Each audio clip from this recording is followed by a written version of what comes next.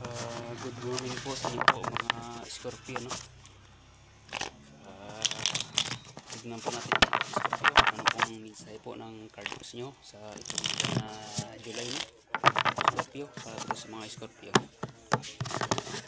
Tignan po natin Scorpio ano pong mensahe po sa buwan ng July ito. Spirit guide, bigyan po ng magandang mensahe po para po sa mga Scorpio.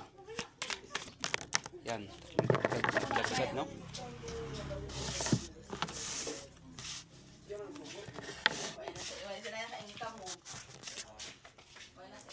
Ito Scorpio, no? Ang unang card po na yung pong ang nalaglag po niyo, no?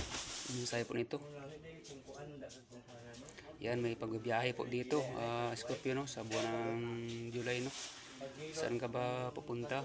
Travel ka ba sa ibang bansa, Scorpio? Yan, dito po sa buwan ng July, no? May pag-travel po dito, Scorpio, no? Sa buwan ng July. Ayan.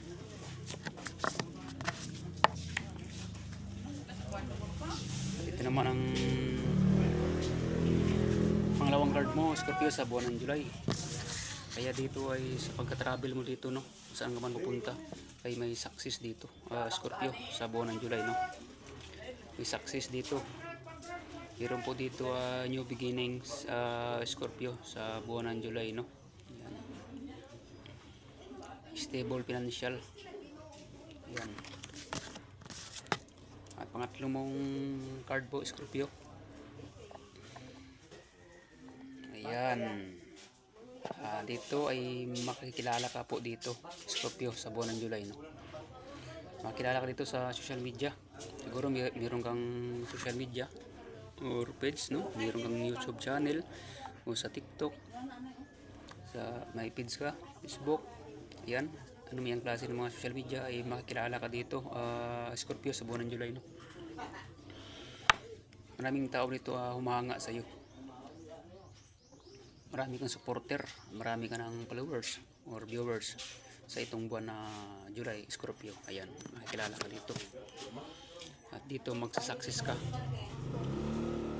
Magsasucess ka dito, Scorpio. Kung saan ka man pupunta, sa pagka-travel mo, ay doon ka makakita ng siguro ng trabaho na malaking sahod o makakatulong sa iyo. Ayan, dito ay success, no? Stable financial. Ayan. Dito ay makikilala ka na ng mga tao. Maraming magsusuporta sa iyo. Ayan.